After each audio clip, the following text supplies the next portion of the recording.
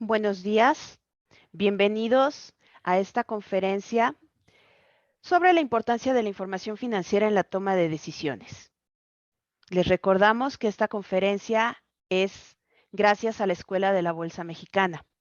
Les voy a presentar a nuestro ponente. Por favor, reciban al licenciado Miguel Archundia Martínez, maestro en Administración Financiera y Riesgos por el Instituto Tecnológico de México, socio fundador de Book Consultores y Asesores Empresariales, SC, auditor externo independiente y consultor en finanzas y riesgos, certificado por la Comisión Nacional Bancaria y de Valores, en cumplimiento regulatorio de prevención de lavado de dinero y financiamiento al terrorismo. Bienvenido, licenciado. Adelante. Muchas gracias. Buenos días, Gaby. Buenos días a todos. Bien, dada la relevancia y la importancia que estamos viviendo en estos momentos de cambios bruscos, eventos que nos han llevado a situaciones, pues, avances tecnológicos muy acelerados, situaciones de crisis en donde la resiliencia pues obviamente de los empresarios y de las empresas mexicanas ha hecho, ha hecho ver también esa fortaleza, a pesar de los pesares y a pesar de que hemos vivido situaciones 2019 finales y a la fecha de caídas drásticas en muchos sectores económicos de la economía y obviamente también a nivel internacional. Vamos a tocar estos puntos de la importancia de la información financiera de toma de decisiones y espero les pueda ser de guía, servir de apoyo, sobre todo en la actividad que realizamos del día a día y las expectativas que a veces las dejamos a la buena de Dios, a la sensibilidad del conocedor experto, y muchas veces nos damos cuenta que ya no es una vía, digamos, tan recomendable, y lo que tenemos que hacer es tener procedimientos y tener una relación mucho más acertada y más asertiva con la realidad que estamos viviendo para lograr la supervivencia como empresarios. Bien, vamos a comenzar y estoy a sus órdenes también para cualquier duda o comentario. A ver si... Ahí está. Soy yo. Estos son nuestros temas que vamos a comentar y vamos a ver de primera instancia por qué es importante la información financiera en la toma de decisiones. Debemos ser conscientes, debemos ser, digamos, bastante severos en los datos que vamos a trabajar, en la información que requerimos para llevar a cabo cualquier tipo de análisis. Normalmente, ahorita vamos a ver en un pequeño esquema de cómo podemos trabajar una base informacional de datos. ¿Por qué hay tanta relevancia y por qué hay tanta necesidad del manejo de datos que sean eficientes y obviamente que nos sirvan para las funciones que tenemos que realizar? En primera instancia, la importancia de la información que debemos de usar debe ser inteligente, debe ser innovadora, debe ser efectiva y realista, profunda en todos sus sentidos, obviamente, no superficial, ni tampoco bajo supuestos. Debe ser suficiente y oportuna, por obvias razones, con una perspectiva de margen y costo de oportunidad que nos brinde esa alternativa de que la información ya está debidamente tratada, de que sus efectos contables bajo criterios normativos son los que deberían de ser, tener ese efecto, esa disponibilidad del conocimiento de las variables que pueden afectar tanto el reconocimiento contable como la sensibilidad que pudiera tener en el balance alguno de los rubros que estamos dejando pasar por alto o que no estamos considerando. ¿Esto qué quiere decir? Que debemos de tener las condiciones tanto internas como externas de afectación a nuestros movimientos que estamos generando en nuestros estados financieros. Tenemos que darle credibilidad y evitar que las decisiones no sean efectivas. Precisamente para eso es. Tenemos que dar esa fuerza y esa garantía de que la información que estamos recibiendo es un garante. Darle valor agregado en indicadores para toma de decisiones. En la mayoría de los casos, hacemos a un lado este tipo de indicadores, los vamos a comentar, pero son tan relevantes y deben ser tan oportunos que es parte fundamental de la toma de decisiones que tenemos que hacer para llevar a cabo una empresa.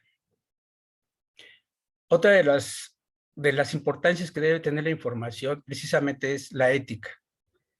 Y dentro de ello, el capital intelectual que va de la mano con los avances tecnológicos.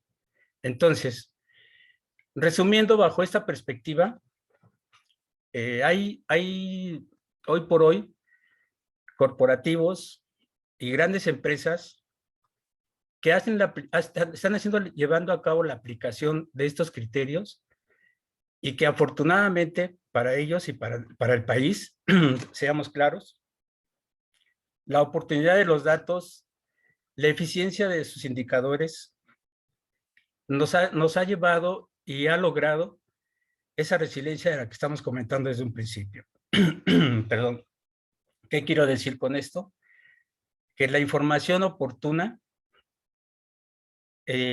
digamos, no más de 3 días, no más de 3 días de conocimiento, me va a brindar la oportunidad de tener una base totalmente sólida para prevenir, para prever, para generar objetivos y, ¿por qué no? Para poder tener límites tanto en mis utilidades, en perspectivas de ganancia, como en posibles pérdidas por los cambios tan bruscos que estamos viviendo.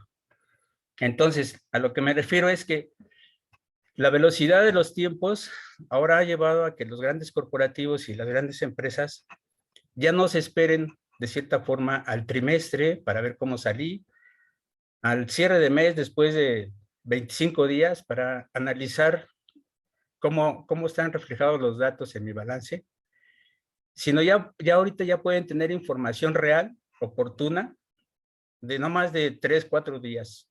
Entonces, imagínense la velocidad que lleva esto, la perspectiva que debemos de tener y en qué momento como empresario estamos dejando de hacer cosas para poder avanzar al mismo ritmo que nos está exigiendo la sociedad, la técnica y los avances de la ciencia. Bien. ¿Por qué es importante la información? Si nos vamos a los esquemas básicos de análisis, si nos vamos a la teoría, digamos, simple de poder tener una referencia informacional hacia una toma de decisiones, por lo menos tenemos que tener una estructura y una relación tanto de datos cualitativos como cuantitativos que nos den y nos brinden esa oportunidad de toma de decisiones. Recuerden, tomar decisiones al azar no es de buena suerte si no resulta. Es un tema muy arriesgado, digámoslo de esa forma.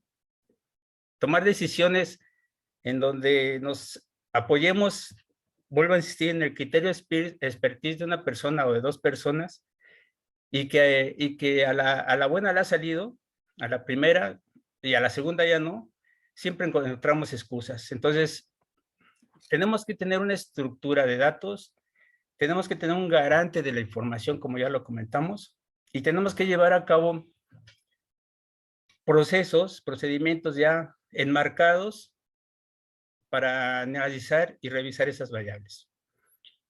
Pongámoslo así, de esta forma.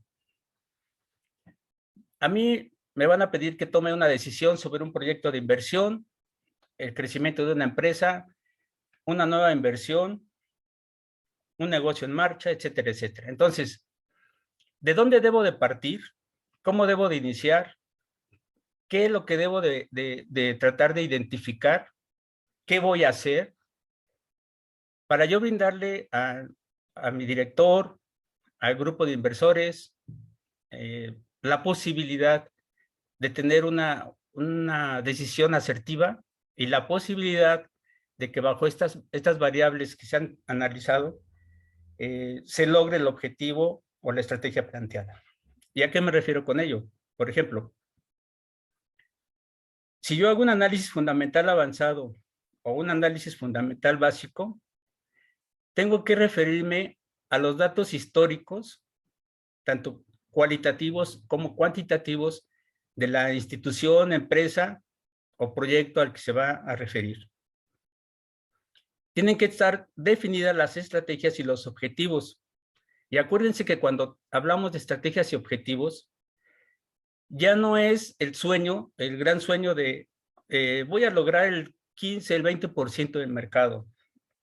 No, la estrategia y objetivos tienen que estar marcadas bajo medidas de riesgo, de alcances realistas, de objetivos claros, alcanzables.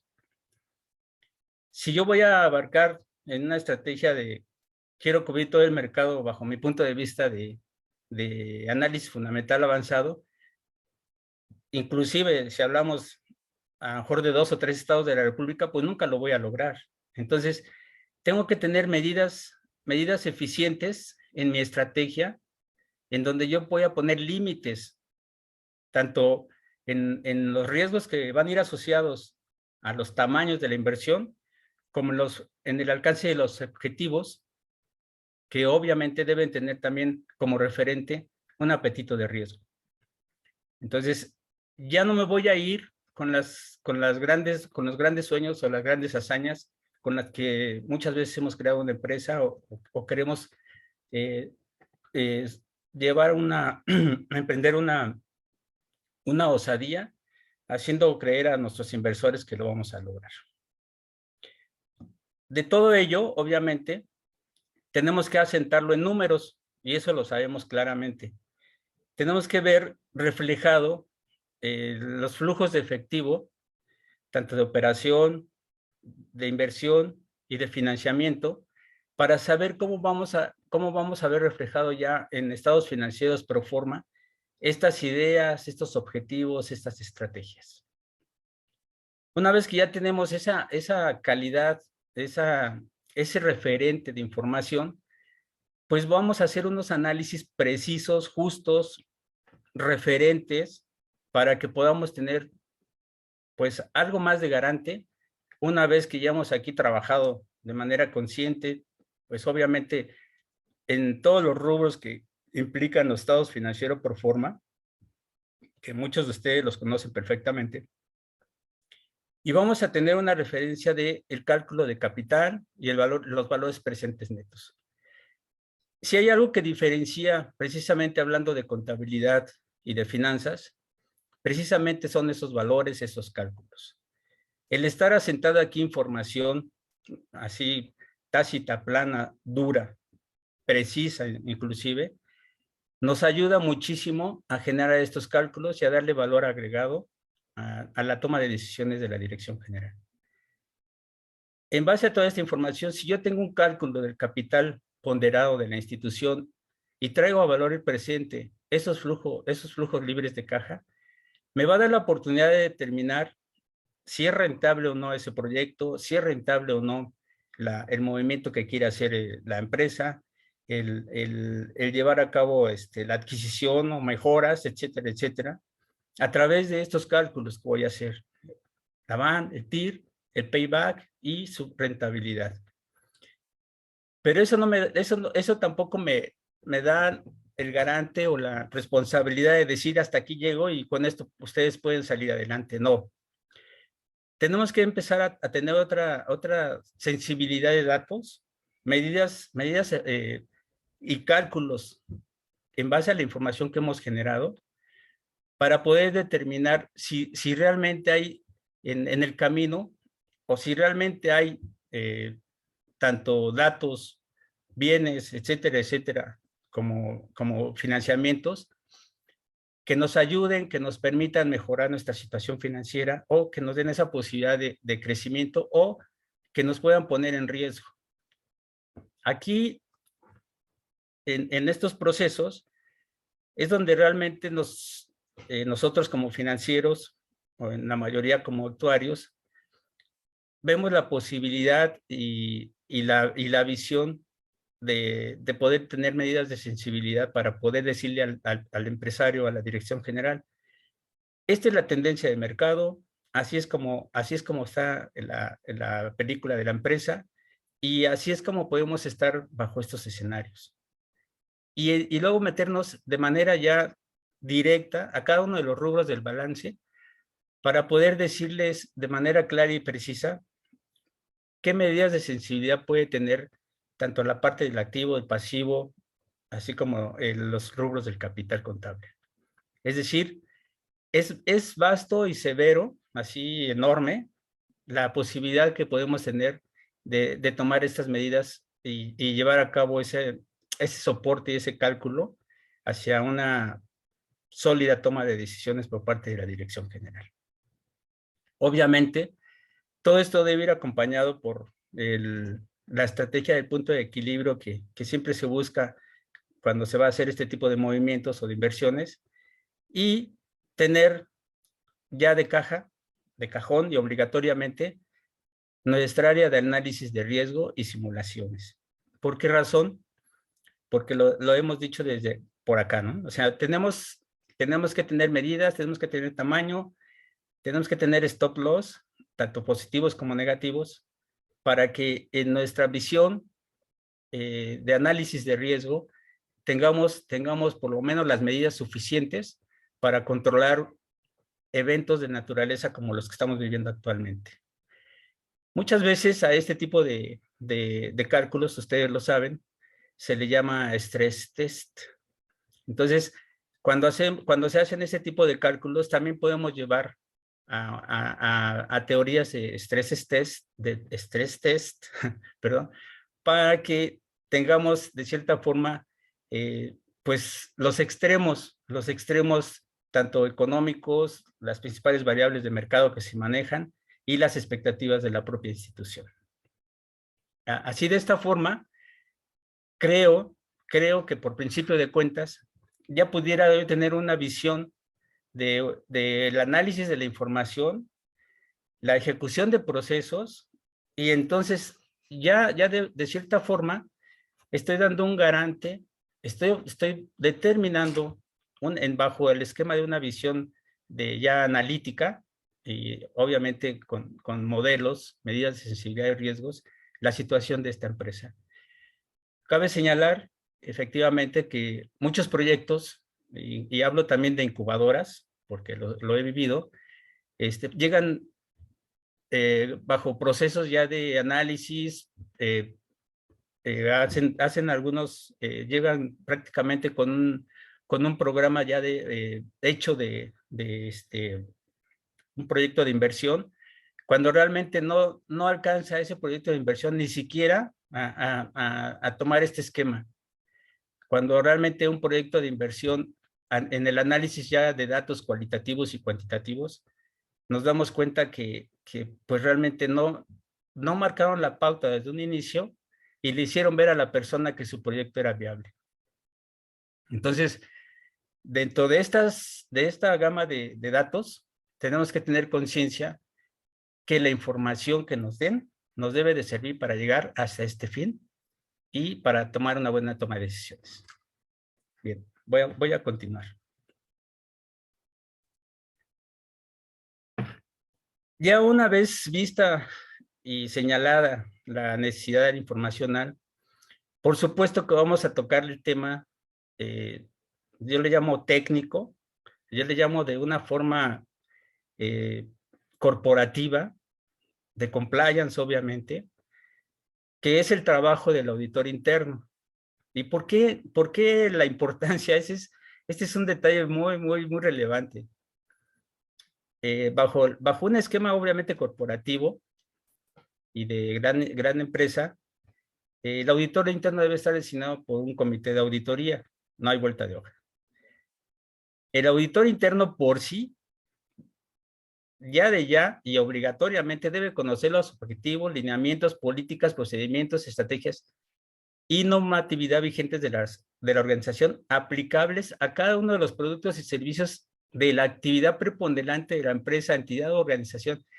Fíjense todo lo que tenemos que tener como referente para poder tener el, el grado o de la responsabilidad de auditor interno. No podemos dejar pasar por alto ninguna de estos procedimientos o obligaciones institucionales. Ninguno. Peor aún, el auditor interno normalmente es el área o la persona que atiende cuando llegan las auditorías, que atiende cuando llegan los requerimientos, etcétera, etcétera. Obviamente muchos requerimientos llegan a la Dirección General de Finanzas o al representante legal de la institución, pero lo primero que van a hacer es buscar, pues, ¿dónde está el gobierno corporativo? ¿Quién ve esto? ¿Quién ve el otro? Entonces, creo que el auditor interno aquí es el parte fundamental de un esquema de trabajo y de un esquema de corporativo muy, muy relevante. Por supuesto que debe presentar su plan de trabajo, su plan anual de trabajo, y obviamente debe de tener esa normatividad dentro de todo su plan de trabajo, y también tener la referencia de su matriz de riesgos. ¿A qué me refiero con esto?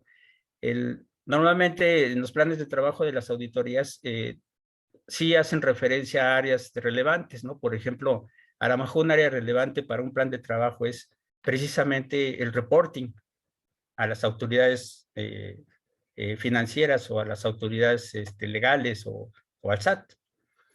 Pero también ya tienen la obligatoriedad de presentar un plan de trabajo bajo el esquema de cuáles son los principales riesgos que van a enfrentar y cuáles son esos a los que van a tener que hacer dedicarle mucho más tiempo, a lo mejor con alto grado de responsabilidad, porque ya son atrasos que vienen de la propia institución, etcétera, etcétera. Entonces, dentro del plan de trabajo debe tener un sistema matricial donde señale las principales áreas de alto riesgo y adentro obviamente debe de ir implícitos esos riesgos a los que ha estado identificado o están presentes en la actividad. También tiene que actualizar los objetivos del sistema de control interno para su implementación, así como manuales que consideren relevantes para la operación acorde al objeto de la institución. Bien, vamos a continuar. Sabemos pues que entonces el auditor interno nos debe de garantizar y asegurar los mecanismos de control.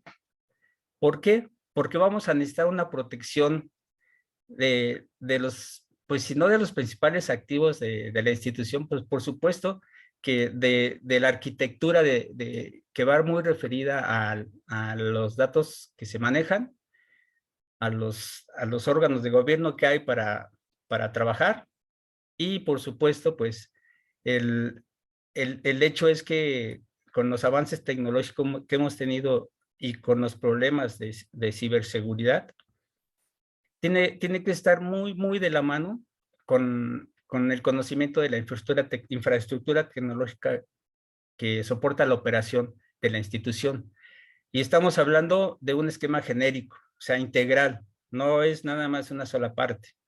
¿Por qué? Porque debe incluir los sistemas contables, obviamente los operacionales de cartera, los de valores, que podemos comentarlo ahorita abiertamente. Muchos de estos sistemas son distribuidos, no se hablan con los sistemas de contabilidad natural, de forma natural. Ese es un problema muy severo también, ahorita lo comentamos. Y también, por supuesto, con mecanismos para preservar la integridad, confidencialidad y disponibilidad de la información, que eviten en todas formas su alteración y cumplan los objetivos para los cuales fueron implementados o diseñados. Algo relevante en la actividad del auditor interno es que se debe cerciorar de la calidad, suficiencia y oportunidad de la información financiera. Por obvias razones que esta debe ser confiable para la adecuada toma de decisiones y tal información se proporciona en forma correcta y oportuna a las autoridades competentes. Fíjense cómo volvemos al punto nodal y por qué es importante tener esta referencia. Si somos una MIPYME o una gran empresa, hay muchas formas de estructurar estas áreas. Hay una relevancia y es de gran ayuda, sobre todo el garante que van a tener por la responsabilidad, obviamente, que esta área debe de tener y debe de llevar a cabo para poder tener soporte ante momentos de crisis, ante problemas que ahorita estamos viviendo, etcétera, etcétera. Pero bien, ¿cómo? Vamos a poner un ejemplo y con todo gusto les pido de favor, es un ejemplo de una infraestructura, una arquitectura de datos en donde nosotros tenemos que tener una referencia del por qué hay este tipo de problemas y por qué es tan importante el área de auditoría interna. Bien, fíjense ustedes aquí, este es un modelo propuesto, no digo que sea el más actual, pero es un modelo que aún subsiste, es un modelo informacional de arquitectura de datos que puede tener otros niveles, pero también es increíble los comentarios que les voy a vertir ahorita. ¿Por qué razón? Porque a pesar de los avances tecnológicos, a pesar de tanta fuerza y tantos cambios que hay ahorita en la inteligencia artificial para el manejo de datos, sobre todo en la nube, créanme que todavía hay instituciones de fuerte calado que ni siquiera llegan a este esquema. Ese es el problema real, que ni siquiera llegan a este esquema tan simple que vamos a comentar ahorita. Y de ahí la fuerza que debe tener la auditoría interna. Bien, vamos a comenzar a describir un poquito este tema. De cierta forma, ustedes lo saben, sobre todo los contadores que están muchas veces en la primera línea de negocio, que tenemos N aplicativos contables, estos que están aquí. Esos aplicativos contables muchas veces son sistemas que nos han vendido en módulos o son sistemas básicos que pues, prácticamente sí tienen una estructura de salida de datos hacia la generación de los estados financieros y seguramente hacia temas de impuestos. Pero ¿cómo debemos de pensar y qué es lo que realmente la responsabilidad que tiene un auditor interno? El auditor interno debe tener la responsabilidad y el conocimiento de que todos estos aplicativos contables generen información estandarizada hacia una base de datos inteligente, hacia una base de datos de esta naturaleza. ¿Y por qué razón? Porque este aplicativo genera, por ejemplo, este es el de operaciones, este es el de la base de datos de clientes, a lo mejor este es el del área comercial, este es el de inventarios, etcétera, etcétera. Entonces, todos ellos tienen que llegar a mapearse a través de interfaces para que lleguen de manera estandarizada aquí, a un tratamiento informacional. Aquí ahorita le estoy llamando yo un database, pero pues obviamente puede estar ya en la nube o puede tener alguna otra referencia mucho más avanzada. Ojalá todo fuera así. Sin embargo, ustedes no lo saben, tenemos información que no se encuentra dentro de ningún aplicativo y estamos hablando de información manual. Son datos que de alguna forma tenemos que integrar al sistema. ¿A qué me refiero? A variables de mercado, a tipos de cambio, etcétera, etcétera. Entonces, muchos de estos aplicativos no tienen la estructura para el manejo de datos de variables de mercado y tampoco tienen la capacidad de recibir información que de alguna forma nosotros estamos procesando de forma manual y que no hayamos cómo meterla aquí. Pero también hay, y eso existe en la actualidad por obvias razones, tanto corporativos como instituciones financieras, que tienen sistemas distribuidos de datos. Estos sistemas distribuidos de datos no se hablan, no tienen una estructura informacional como lo podríamos comentar lo clásico de la contabilidad. Estos sistemas distribuidos también pueden traer operaciones de mercado. Estas operaciones de mercado, volvemos al punto nodal, son datos y campos atípicos a estos que conocemos de forma tradicional para efectos de contabilidad y para efectos de impuestos. Entonces, ya bajo esta perspectiva, pues ya tenemos un pequeño problema, que es todo esto, y dos más, que es información manual, que por razones obvias debemos de evitar manualidades, debemos de evitar datos externos que no garanticen la calidad de la información, porque pues obviamente eso al final del camino nos va a redundar en una mala toma de decisiones o nos va a dar indicadores bastante desviados de la realidad. ¿Qué debo de hacer entonces? Tanto la información manual como los sistemas distribuidos, debo de mapearlos, debo de integrarlos bajo procesos, obviamente, y subirlos al datamar. Una vez que ya tengo mi datamar, este datamar eh, generado a través de tablas relacionales, que me refiero con tablas relacionales, al hecho de que ya va información estandarizada. O sea, ya no está aquí el dato en una hojita o la firma del director o del contador o del área comercial.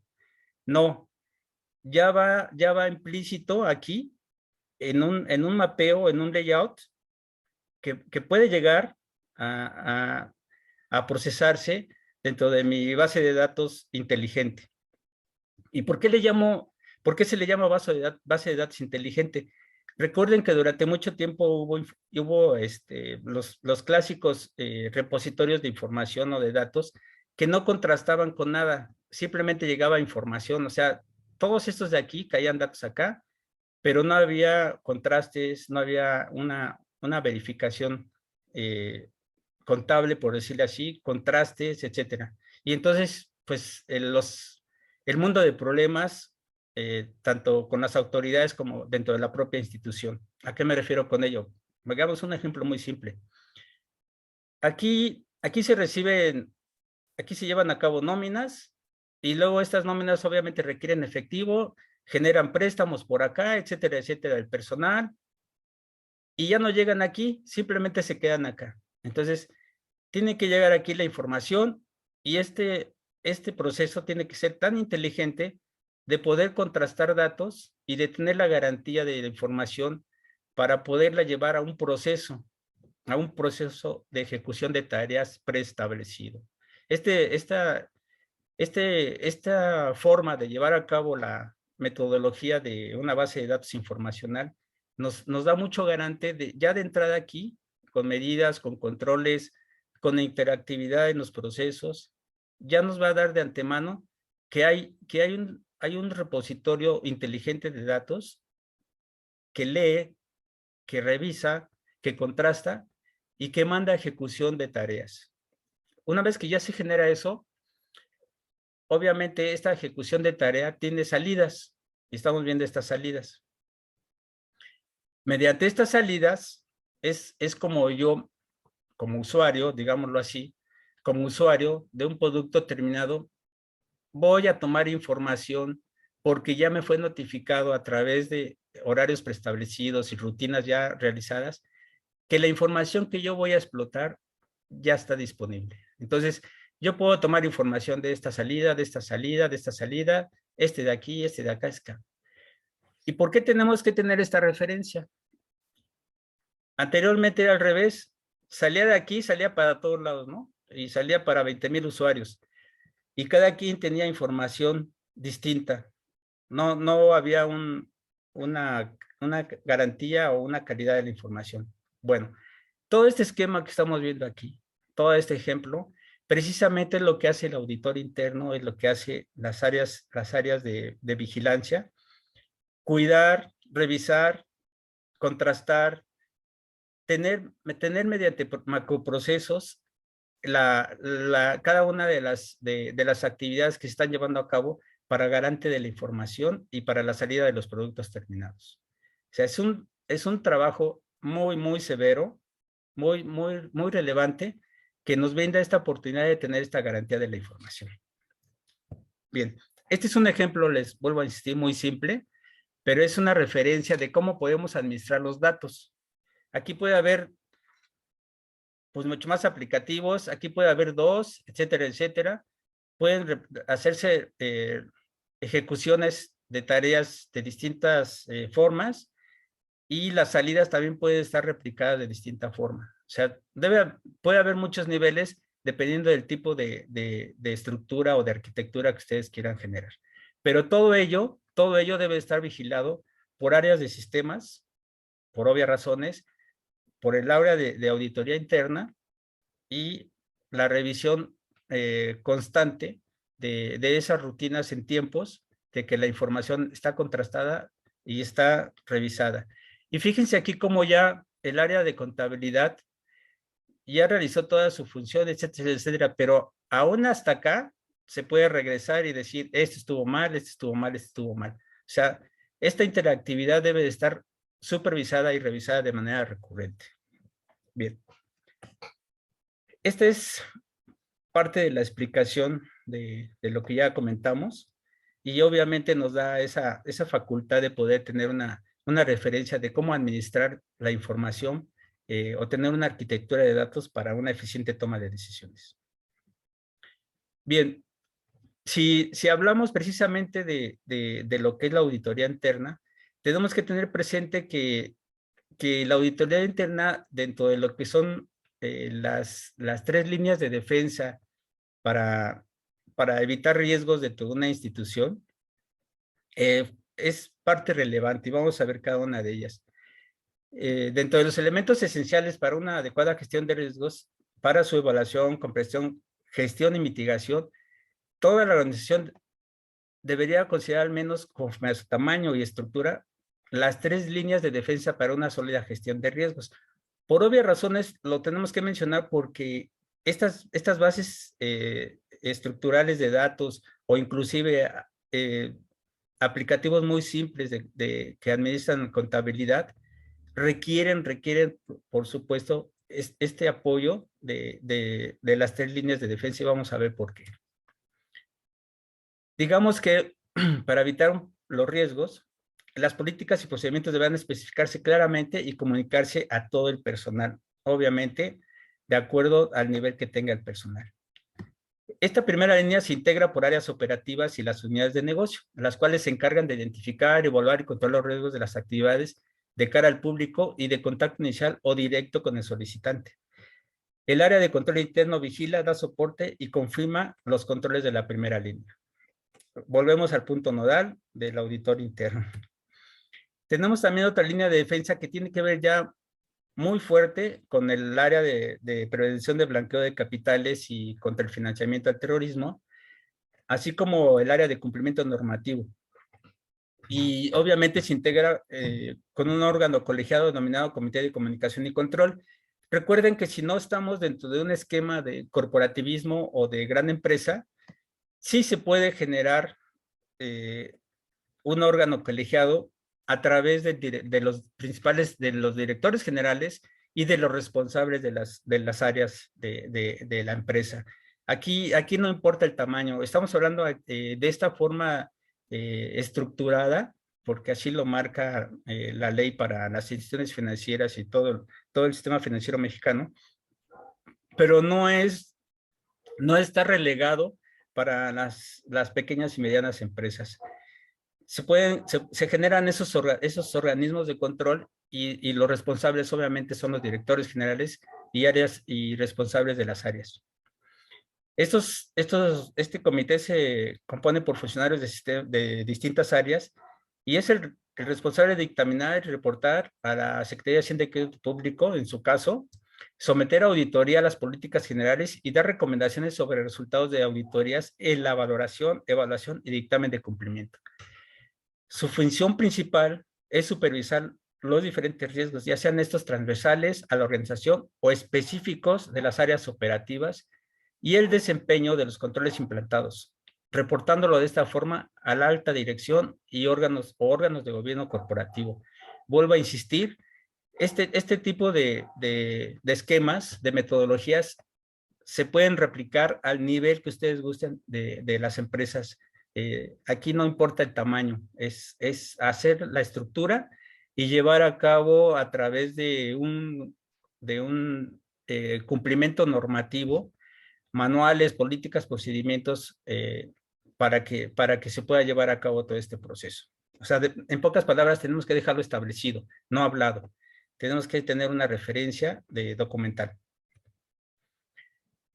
Y obviamente, la tercera línea de defensa es el área de auditoría interna. Como órgano de vigilancia y cumplimiento, que en conjunto con el Comité de Comunicación y Control, reportan al Consejo de Administración y o Comité de Auditoría para que este último órgano apruebe, motive, ejecute, conozca todo lo relacionado en materia de prevención de riesgos. Bien, uno de los puntos importantes que no podemos pasar por alto es que, por ejemplo, en el sistema financiero mexicano, cada 2 años se revisan 31 puntos básicos determinados por la Comisión Nacional Bancaria del Banco de México.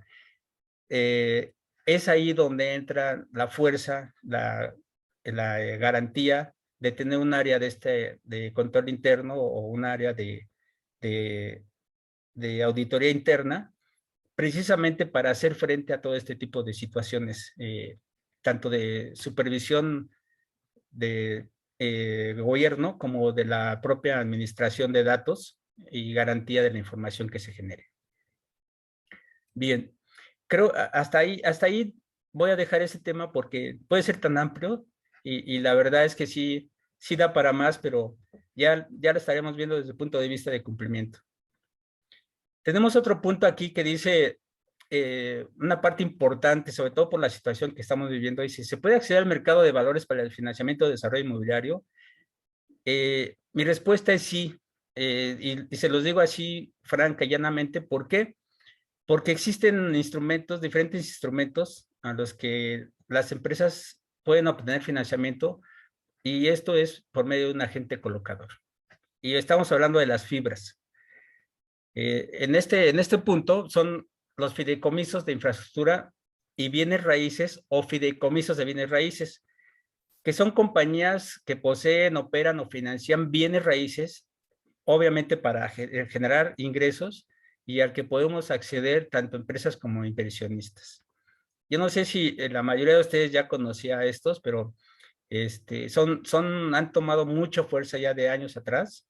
Hay muchos ejemplos de estos desarrollos y afortunadamente tienen el garante de la Bolsa Mexicana de Valores, y ahorita vamos a ver cuáles son sus ventajas.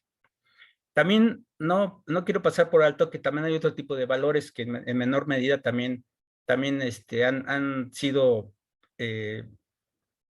parte fundamental de este financiamiento como desarrollo inmobiliario. Estamos hablando de los CEMOS, que han sido respaldados por hipotecas como obligaciones hipotecarias colateralizadas, y los CERPIs, que son certificados bursátiles fiduciarios de proyectos de inversión. Sin embargo, los fibra o las fibras, como se llamen, es la forma más accesible y quizás uno de los vehículos de inversión más viables que tengamos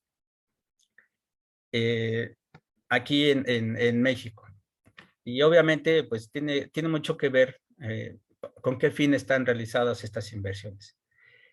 Se centran obviamente en diferentes segmentos del sector inmobiliario, como son oficinas, industria, hoteles, el área comercial, se marca como minorista, almacenamiento, entre otras. Y obviamente las fibras emiten certificados bursátiles fiduciarios inmobiliarios para aumentar la inversión en bienes raíces. La idea detrás de invertir en fibras es permitir, como lo hemos comentado, que que los inversionistas digamos, de todos niveles, podamos tener esa tendencia accionaria de bienes raíces. Por supuesto que antes era prácticamente imposible y ahora ya tenemos esa capacidad, esa disponibilidad. La propiedad de estas carteras de fibras se pueden incluir complejos departamentos, centros comerciales, instalaciones industriales, de atención médica, etcétera, etcétera, etcétera. O sea, de hecho, ahora, pues, por supuesto, están buscando a través de la inversión de torres de telefonía, tuberías de energía, en comunicación. Realmente este sector inmobiliario es hoy por hoy, creo que de los más bollantes y de los más rentables que pudiéramos hablar bajo una visión de inversión. ¿Cuáles son sus objetivos? Impulsar el desarrollo inmobiliario en México, ser una fuente de recursos para desarrolladores, impulsar el financiamiento para diversos segmentos comerciales e industriales, entre otros. Como ya lo dijimos, permite el acceso a la inversión de bienes inmuebles a todo tipo de inversionista. También, como todo, por supuesto, puede tener plusvalías y minusvalías de acuerdo a la situación de mercado que ya lo vivimos en el 2020, cómo cayeron los sectores económicos hasta un 15-20%, y obviamente el sector construcción inmobiliario no fue la excepción. Prácticamente todos los sectores se vinieron abajo y han retomado ese crecimiento. El resultado obtenido de su flujo operativo se distribuye a través de dividendos cada trimestre, que eso también es una garantía. ¿Cuáles son sus factores de seguridad? Pues obviamente estabilidad y diversificación, como ya lo comentamos. Por supuesto que tienen la garantía de los dividendos anuales y nos dan una probabilidad enorme de revalorización a largo plazo. Son muy dúctiles para su inversión o tienen alta facilidad. Obviamente hay que hacerlo a través de los agentes que están autorizados para la venta y adquisición de estas carteras.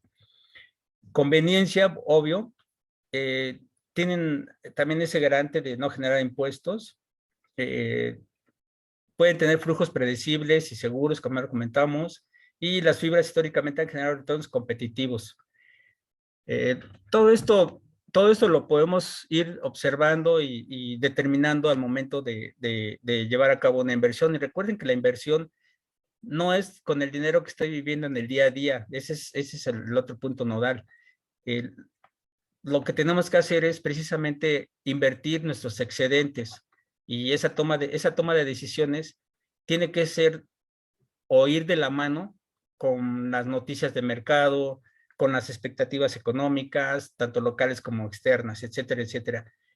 No podemos tomar una decisión así alegremente, como lo hemos comentado también, por obvias razones. Cuando hablamos de información, tenemos que tener por lo menos un respaldo de la toma de decisiones que vamos a realizar cuando vayamos a hacer una inversión, sobre todo cuando la perspectiva es de largo plazo y nosotros queremos ver rendimientos a los 3 meses o a los 2 meses de haber hecho la inversión, inclusive al día siguiente, ¿no? Hay que tener mucho cuidado con esta toma de decisiones. Bien, y precisamente hablando de esto, prácticamente ya para ir cerrando el tema, fíjense que este tema de incertidumbre y tiempos de crisis, ¿cómo puedo yo manejarlo? ¿Cómo puedo yo tener una expectativa? Bueno, pues ya lo vimos, ya lo comentamos. No puedo tomar decisiones al azar. Y para esto, para tiempos de incertidumbre y crisis, afortunadamente hay modelos, hay información, hay características con las que podemos trabajar los datos históricos y las perspectivas que puede tener un proyecto de inversión para poder tener la garantía de enfrentar estos tiempos de crisis e incertidumbre. Entonces voy a mostrarles de manera muy rápida al menos 3, 4 modelos de cómo poder hacer frente a estas crisis, y con todo gusto también sé que van a surgir muchas preguntas. Si tuvieran alguna duda, con todo gusto ahí las ponen en el chat, a ver si nos da tiempo de contestarlas. Tenemos entonces que la definición de riesgo es toda circunstancia que puede generar la ocurrencia de un suceso o hechos no deseados, referidos como eventos o actos que se materializan bajo un cierto grado de incertidumbre, mismos que se deben valorar para determinar su probabilidad e impacto o gravedad. Las personas morales, las personas físicas y las instituciones se enfrentan a factores internos y externos que desvían sus resultados planificados, por lo que se deben implementar controles preventivos para minimizar los efectos de estos sucesos. Es obvio, y se los vuelvo a insistir, el riesgo es cuantificable, sí, porque se encuentra directamente asociado al efecto de la incertidumbre en la consecución de los objetivos trazados. Y esto lo podemos predecir, por eso somos preventivos. Por eso estos modelos son un garante, y ahorita vamos a ver por qué, ante cambios tan bruscos o ante situaciones de crisis o de recesión como las que estamos viviendo ahorita. Una referencia que tenemos que tener bien clara es que hay dos conceptualizaciones de los tipos de riesgo, discrecionales y no discrecionales. Y así de rápido, los riesgos discrecionales son por la toma de decisiones. La toma de decisiones son aquellos que me van a brindar la oportunidad de buscar resultados positivos de acuerdo, acuérdense, perdón, de acuerdo a mi apetito de riesgo, y resultados negativos de acuerdo a mi tolerancia al riesgo. Entonces, de estos riesgos discrecionales que están tipificados así, tanto en el sistema financiero como a nivel internacional, que son los de liquidez, los riesgos de tasa, los de mercado y los de crédito. Pero también tenemos los riesgos no discrecionales, que están referidos a la actividad propia de la institución o de la empresa. Y obviamente estos tienen que ver con medidas de costo-beneficio, también por obvias razones de tolerancia al riesgo, pero están muy metidos en el tema estratégico, operacional, de cumplimiento integral, de prevención del lavado de dinero, de contraparte y emisor. Ninguno de estos es ajeno al otro. Tienen una intersección de riesgos que es lo que nos da la oportunidad a nosotros como desde el punto de vista financiero, estratégico o matemático, tener esta referencia de cálculos de los efectos que pudieran tener uno contra otro o uno de otro. Son independientes, sí, pero tienen una intersección muy referida, porque van muy de la mano con la toma de decisiones, van muy de la mano con los esquemas operativos. Tan es así que, por ejemplo, el riesgo operacional va muy de la mano con el PLD, porque pues prácticamente es donde se puede gestar muchos de los fraudes o problemas de incumplimiento. De igual forma, vamos a ver cada uno de ellos, cómo podemos detener o interactuar o prevenir esta situación de crisis que estamos viviendo. Antes de ello, obviamente, debemos de tener metodologías. Para todos estos riesgos que estamos hablando, todos ellos, hay distintas metodologías de medición y herramientas. La básica con la que podemos trabajar precisamente en un ciclo de gestión de riesgos, es la identificación, su contexto y su riesgo, obviamente, la evaluación, el control, el monitoreo, la planeación y mejora, y siempre va a estar de la mano con nosotros la auditoría interna. Acuerden que también, pues obviamente, están dentro de toda esta actividad, está la comunicación que se debe tener con los administradores o con los dueños de riesgo y con las principales áreas y el comité de dirección. Bien, me voy un poquito más rápido, disculpen la prisa, pero creo que se nos está acabando el tiempo. Uno de los conceptos que debemos saber manejar en base a la información efectiva que tenemos dentro de nuestros sistemas informacionales es precisamente el riesgo contractual o el riesgo de liquidez. Y a esto me refiero porque este riesgo de liquidez no es mi flujo de caja tradicional, tomen en cuenta ello. No es mi flujo de caja del día a día, es es la probabilidad de incurrir en pérdidas económicas por no disponer de recursos líquidos suficientes para cumplir con las obligaciones de pago contraídas. Y esta administración contractual del balance me permite medir el nivel de liquidez corto, mediano y largo plazo, identificar activos líquidos de calidad, activos restringidos, el crédito disponible y el requerido, el factoraje y el rendimiento. ¿Por qué razón son contractuales? Porque muchas de estas operaciones pueden tener tablas de amortización ya programadas o atípicas, y obviamente yo tengo que tener un referente contractual para identificar en el tiempo cuál es mi falta de liquidez. Recuerden, no es el día a día de la caja chica. Ese dinero ya sale del esquema de control de liquidez y que tiene ya un efecto operativo. Es toda la inversión que tengo, mis deudas y mi financiamiento, que tengan una fecha contractual para poder medir y tener una referencia de faltante o sobrante extremo de dinero. Ojalá así sea, ¿no? Tenemos el de riesgo tasa. Y fíjense cómo ahorita vamos a comentarlo, por qué es tan importante también el de riesgo tasa. Este es conocido como riesgo de depreciación o riesgo de interés, y lo cual implica pérdidas potenciales económicas ante movimientos adversos en los tipos de interés contratados como consecuencia de la depreciación de sus operaciones activas, pasivas y fuera de balance. La identificación de operaciones referidas a un tipo de tasa nos permite medir los factores de riesgo a los que se encuentra expuesta la organización ante cambios en los niveles de tasas locales y extranjeras.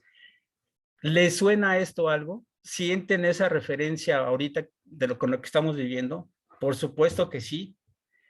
Imagínense ustedes, por cada 100 puntos base que se mueva la tasa de interés líder aquí en México, que es, digamos que es la TIE, ¿cuánto dinero me va a costar tener que hacer frente a esos 100 puntos base ante los cambios que estoy viviendo? Un ejemplo, si ahorita estoy pagando intereses al 8%, ¿cuánto me va a costar un punto más por la deuda que tengo si se mueve a un año? ¿Y cuánto me puede costar si se mueve 200 puntos base en un año? Es decir, esta referencia de riesgo tasa es tan importante, es tan relevante, que yo desde ahorita ya debería saber cómo me va a pegar al cierre de año y cómo me va a pegar el siguiente año, el 2023, cuando estamos viendo que va a haber una recesión económica, que ya se están mencionando por todos lados del mundo. Entonces, si yo no tengo ese referente hoy, imagínense, no sé ni cuánto voy a pagar al cierre de año, no sé si voy a terminar con utilidad o con pérdida. Eso es ilógico. O sea, hoy tenemos que tener prácticamente ya estos factores traídos a valor presente para poder tener una estimación de pérdidas o ganancias en los cobros y pagos que tengo que hacer de todos los productos de balance que estén referidos a tasas de interés. Recuerden entonces que las tasas de interés que operan en el mercado bajo el concepto de precio del dinero, por lo menos tienen tres componentes, y eso ya lo sabemos ahorita, que es el efecto de la inflación, el efecto de riesgo país y la tasa real o rendimiento base, que es el poder adquisitivo del dinero. Imagínense ustedes que Banco de México y la FED, que van de la mano en los criterios de incremento de tasas, no hicieran estos movimientos, habría un severo caos, habría también un problema muy fuerte de estabilidad económica.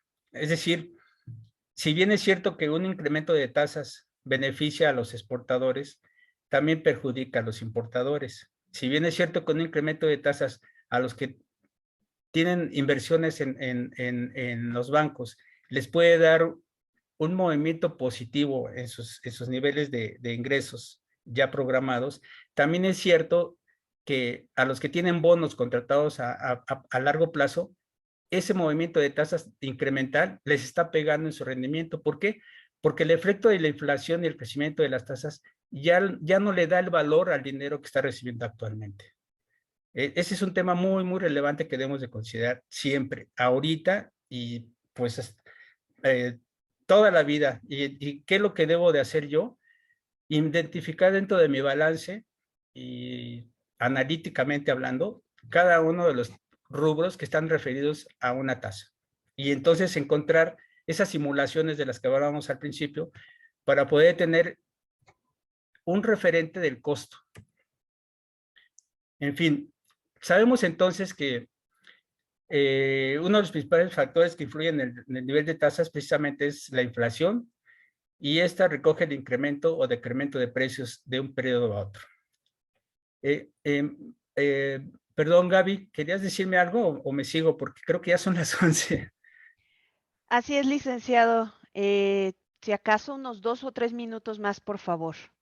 Bien, sí, muchas gracias. Gracias. El riesgo de tasa, bueno, aquí ya lo van a tener identificado y siempre vamos a tener esa referencia de que debemos de protegernos ante incertidumbres y tiempos de crisis. También como inversores, acuérdense que tenemos que tener la referencia de una tasa real de rendimiento.